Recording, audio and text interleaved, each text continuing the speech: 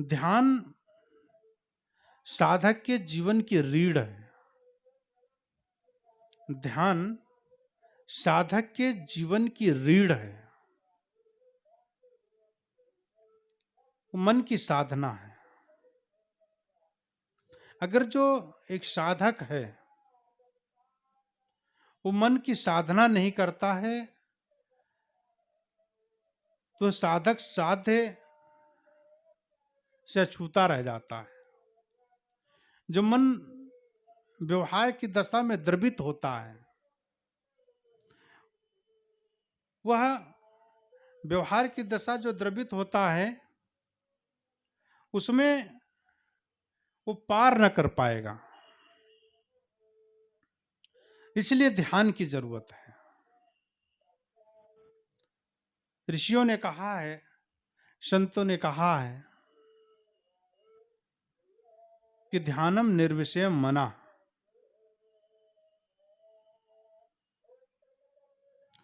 ध्यान मन का निर्विषय हो जाना ही ध्यान है।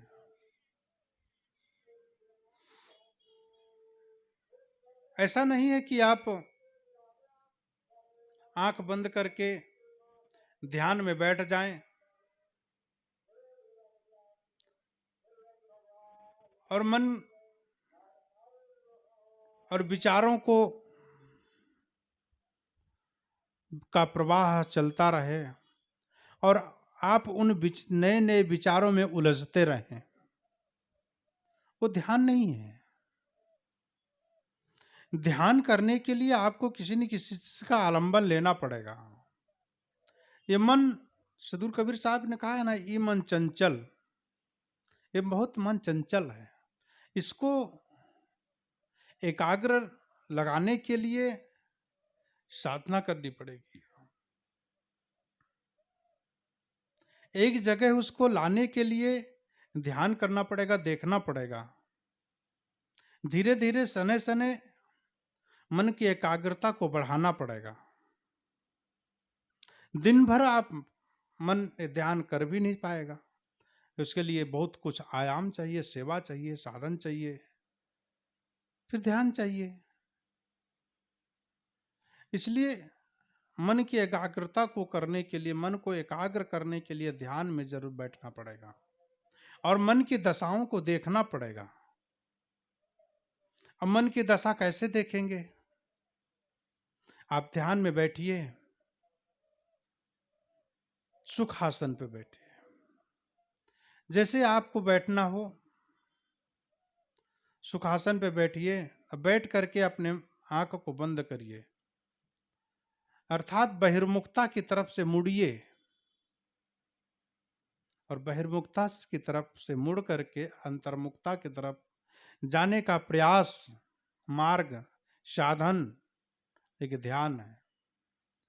ध्यान में प्रवेश करने के लिए आप अपनी श्वासों को देखें। सामने एक बिंदु लगा लीजिए, उसको देखिए। किसी मूर्ति अपने गुरु की लगा लीजिए, उसको देखें। शायद हर समय हर जगह मूर्ति ना मिले, सामने में कोई बिंदु ना मिले, इसलिए आप अपने श्वास पे काम करिए, अपने मन को श्वास पे टिकाइए। श्वास आपके सामने नाक है और नाक से श्वास जा रही है और नाभि तक श्वास जाती है और नाभि से श्वास वह पुनः फिर वापस आती है। यह क्रिया 24 घंटा चलती रहती है। आपको चलाना नहीं है। ये प्रकृति का नियम है, आपके शरीर की बनावट है। यह आपको न संतुलन होगी, न बढ़ेगी, न घटेगी। स्थिति के अनुसार इसका वेग तेज होता है और मध्यम होता है। जीवन में श्वास का बहुत खेल है। सांसों का क्या भरोसा, रुक जाए कब कहां पर। भजन में गाते हैं संत लोग, सांसों का क्या भरोसा, सांसों का क्या भरोसा, रुक जाए कब कहाँ पे, सांसों का क्या भरोसा, रुक जाए कब कहाँ पे, क्या भरोसा, कब और कहाँ रुक जाए, कोई ठिकाना नहीं है। इसलिए श्वास पर काम करिए। आपको प्रकृति की तरफ से उपहार में यह शरीर मिला है, और उपहार भरा यह शरीर, और यह शरीर आपका मोक्ष का द्वार है। इससे साधन जो इस मिला है, कहां तक पहुंचने का, मोक्ष के द्वार तक पहुंचने का जो साधन मिला है, उस साधन को आप सही रखिए, बर्बाद मत करिए। इस साधन को आप कितना सुरक्षित रख सकते हैं, आपसे अगर कोई पूछे कि आप अपना हाथ दे दीजिए मुझे, इसके बदले में कुछ पैसे ले लीजिए, देंगे क्या? कोई नहीं देगा। एक हाथ के बदले आपको 1,000 रुपये देंगे, कोई नहीं देगा। एक पैर दे दे, 2,000 ले लीजिए, कोई नहीं देगा। एक आंख दे दीजिए, 50,000 रुपये ले लीजिए, बहुत गरीब आदमी है, अपनी आंख बेच देगा क्या? दोनों आंख दे दीजिए, 1,00,000 ले लीजिए। कोई 1,00,000 रुपए लेकर के अंधा बनेगा? बहुत गरीब आदमी है, नहीं देगा। 5,00,000 रुपए ले लीजिए, किडनी दे दीजिए। 10,00,000 रुपए ले लीजिए, दोनों किडनी दे दीजिए। आप बहुत गरीब हैं। पूरा शरीर दे दीजिए मुझे, 5 करोड़ रुपए ले लीजिए। अब भला बताइए कि कोई अपना शरीर बेच करके 5 करोड़ रुपया ले करके शरीर आपको दे देगा, फिर वो 5 करोड़ रुपए क्या करेगा? उसके लिए क्या अहमियत रखता है? वो 5 करोड़ शरीर तक ही सब कुछ है। शरीर नहीं है, कुछ नहीं है। इसलिए जो साधन है ये, इस साधन को आप बचा करके रखिए। इस साधन से ही, इस शरीर से ही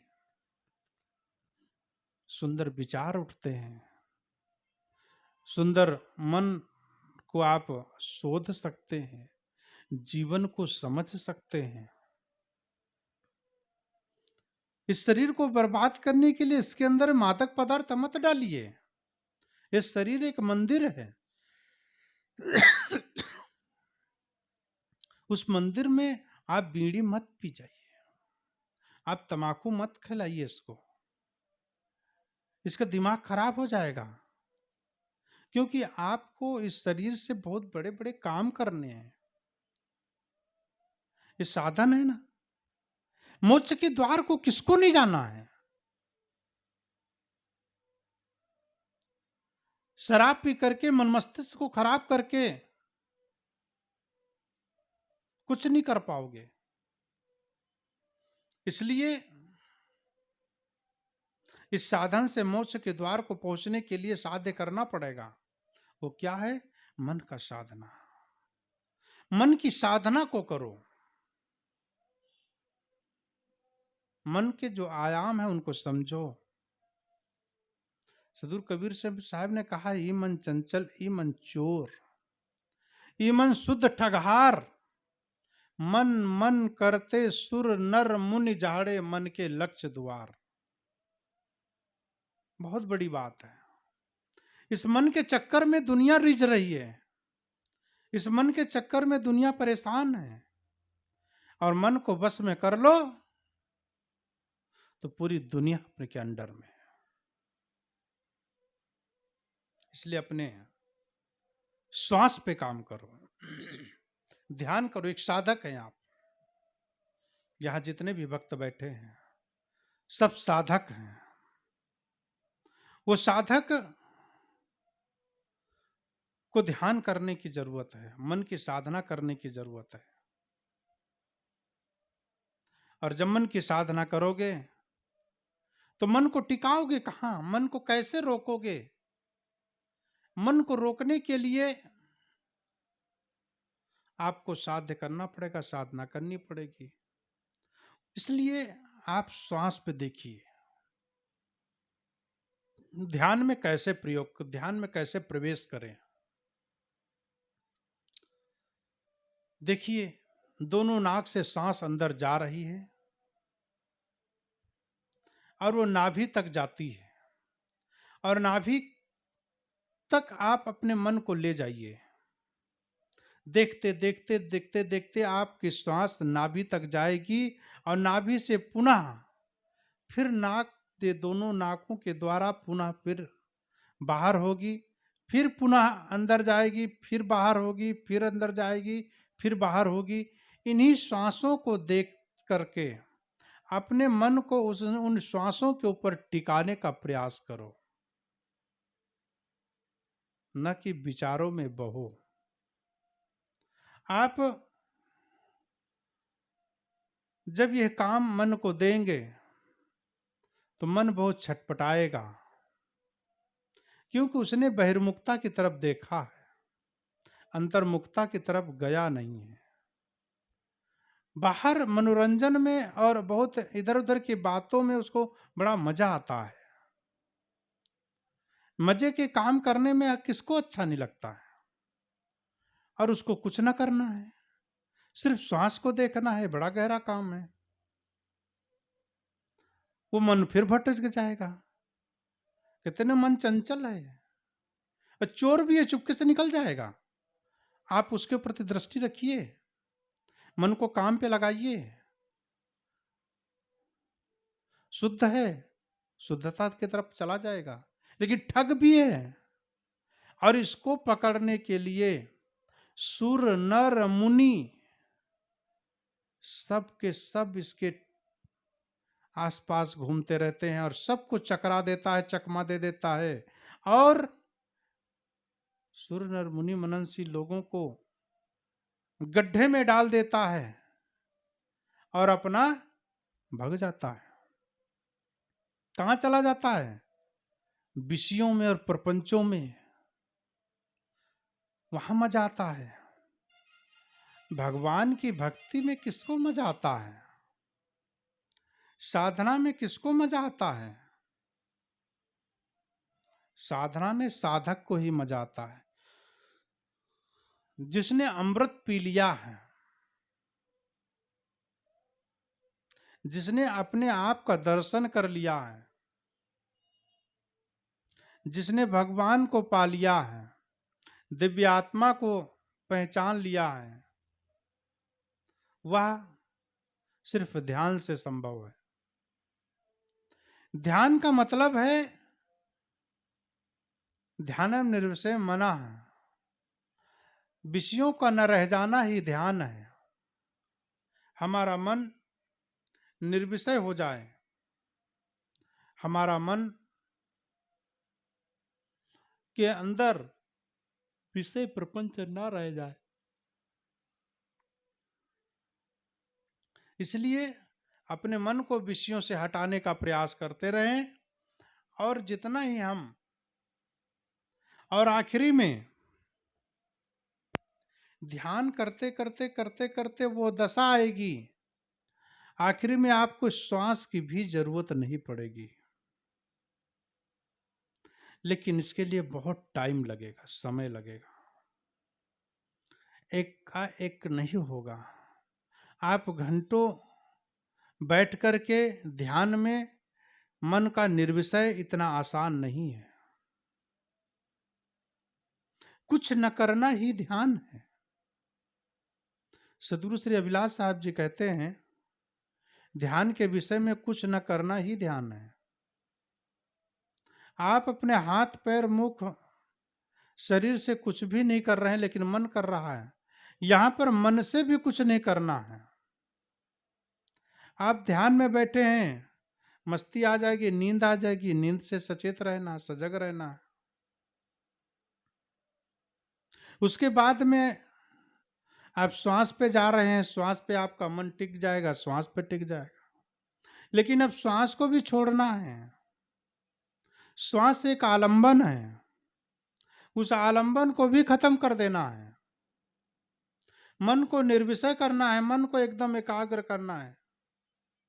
देखिए आप धीरे धीरे 1 minute, 2 minute, 4 minute, 10 minute, 20 minute, 50 minute, आप घंटों मन को वहां आप लगा देंगे। आप दृष्टा होकर के बैठिए, देखिए कि आपका मन कुछ न सोचेगा। आपके मन के अंदर विचार नाम की चीज ही नहीं रहेगी। विचार शून्य हो जाएंगे। क्यों?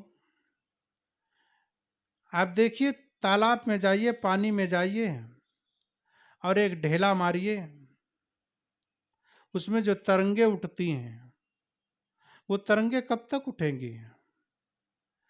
जब आप पत्थर का ढेला मारेंगे, पत्थर का जब वेग रहेगा, जब तक वो पत्थरों का वेग रहेगा तब तक वो तरंगे रहेंगी। काम क्रोध लोभ मोह विषय प्रपंच का जब तक वेग रहेगा आपके मन के अंदर, तब तक वो लहरें लहराती रहेंगी। और जब वो लहरें मन से खत्म हो जाएंगी तो आपका मन निर्विषय हो जाएगा। और जब मन निर्विषय हो जाएगा तब आपका मन विचार शून्य हो जाएगा। और जब विचार शून्य हो जाएगा तो आपको मस्ती हो जाएगी। फिर आप उससे तटस्थ देखते रहिए। आप तरंगों को देखना है तो आपको तट पे बैठना पड़ेगा। आपको मन को देखना है तो मन से अलग होकर के मन को देखना पड़ेगा। आप मन बन करके मन को नहीं देख सकते। आप तरंग बन करके, आप तालाब के अंदर घुस करके आप तरंगों को न देख पाएंगे। इसलिए अपने मन की तरंगों को देखना है तो तटस्थ होकर के अपने मन की तरंगों को देखें और उन तरंगों को खत्म करने का प्रयास करें। यह कहाँ होगा? ध्यान की अवस्था में। इसलिए सदगुरु कबीर साहब ने कहा है, सहज ध्यान रहो, सहज ध्यान, गुरु के वचन समाई हो। गुरु के वचन जब आपके जीवन में समा जाएंगे तो चलते चलते ध्यान लग जाएगा, काम करते करते ध्यान लग जाएगा। सावधानी जीवन में बहुत जरूरी है। ध्यान का मतलब है अपने जीवन में सावधान रहना। आप घंटा पर आधा घंटा ध्यान में बैठते हैं, उसका प्रतिफल होना चाहिए कि पूरा का पूरा जीवन सावधान होना, पूरा दिन सावधानी में रहें। जितना बहिर्मुखता में मन को हम सजग रखेंगे उतना ही अंतर्मुखता में जाने पर मन खुद ऑटोमेटिक शांत हो जाएगा। ये उलझन में उलझी है सारी दुनिया, सुलझाने वाला कोई नहीं है। आज उलझन में उलझी है दुनिया, कोई सुलझाने वाला नहीं। आज उलझन में उलझी है दुनिया, कोई सुलझाने वाला नहीं। कौन बताएगा आपको? इस सुलझाने की गांठ कौन खोलेगा? ये प्रपंच की गांठ कौन खोलेगा? कोई खोलने वाला नहीं है। ये सिर्फ आप बैठ करके अपने आप में ध्यान कीजिए और ये उलझनों की जो गांठें हैं ये आप खोलिए। ये उलझने की गांठें आप अपने ध्यान में बैठ करके उलझन कहाँ है उन उलझनों को पहचाने और उनको देख करके खोलने का प्रयास करें। जब तक आप इन्हें पहचानेंगे नहीं, इन्हें देखेंगे नहीं, समझेंगे नहीं, आप अपने मन को ध्यान में प्रवेश नहीं कराएंगे, तब तक बस बहिर्मुखता से अंदर की तरफ लौटना पड़ेगा। और जब तक लौटेंगे नहीं तब तक आप कैसे मन को सुखी करेंगे, मन को विचार शून्य कैसे करेंगे। व्यवहार में आए तो विचार का तटस्थ होकर के विचार करें और जीवन को जिए, और जब बहिर्मुखता से अंतर्मुखता की तरफ जाएं तो विचार शून्य हो जाएं। उपवास यही है। उपनाम निकट, वास नाम बैठना। किसी महापुरुष के साथ में निकट बैठना, मन को बैठा देना है, सबसे बड़ा उपवास है। अपने इंद्रियों को विषयों में ना लगाना है, सबसे बड़ा उपवास है। काम क्रोध लोभ मोह एक कहना बहुत सरल है, लेकिन धीरे धीरे धीरे धीरे धीरे धीरे अपने साधना के माध्यम से, भक्ति के माध्यम से आपको अलग होना ही पड़ेगा। जवानी में आप लगते रहेंगे, उलझते रहेंगे, लेकिन जितना उलझन में आप जवानी में उलझते रहेंगे उतना ही बुढ़ापा आपका असफल हो जाएगा। उलझिए, परिवार में उलझिए, लेकिन कल्याण के लिए उलझिए, सेवा के लिए उलझिए। सेवा समझ करके उसको काम करें, सेवा को और समझने के बाद में, सेवा करने के बाद में उसे मोह न करें। बच्चा पैदा करें, लालन पालन करें, लेकिन उससे मोह न करें, प्रेम करें। प्रेम शब्द भी बहुत अद्भुत है। प्रेम बहुत अद्भुत है। प्रेम, प्रेम ही दो शब्दों का है। प्रेम कहते ही दो लोग वहां पर प्रदर्शित होते हैं। आपस में दो लोग मिलते हैं तभी प्रेम होता है। सदुर कबीर साहब ने कहा, प्रेम पाठ का चोल ना पहिर कबीरू नाच, ढाई आखर प्रेम का पढ़े सो पंडित होए।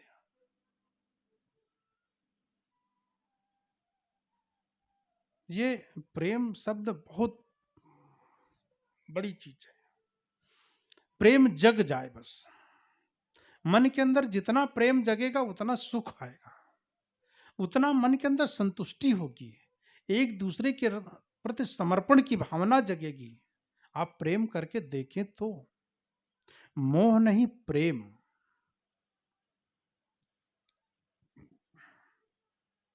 गुरु से प्रेम करते हैं, मोह नहीं करते।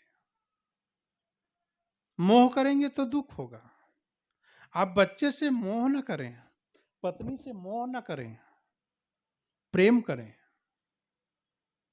मोह में तड़फन होती है और प्रेम में आनंद आता है। एक दूसरे से प्रेम करें, जानवर से प्रेम करें, प्रकृति से प्रेम करें, जीवन आनंदमय हो जाएगा। आनंदमय जीवन को बनाने के लिए भक्ति, संत गुरुजनों के सहचर में अपने आप को डालना पड़ेगा। अपने आप को वहां समर्पण करना पड़ेगा। समर्पण से ही भक्ति, और भक्ति से ही वैराग्य, वैराग्य से ज्ञान, ज्ञान से जीवन समर्पण होगा और सुख उत्पन्न होगा और मस्ती आएगी, क्या पूछना। इसलिए अपने मन को बहिर्मुखता से उठा करके अंतर्मुखता की तरफ जितना प्रयास करें उतना अंतर्मुखता की तरफ मोड़ें, और जितना मुड़ेगा उतना ही सुख और शांति आएगी।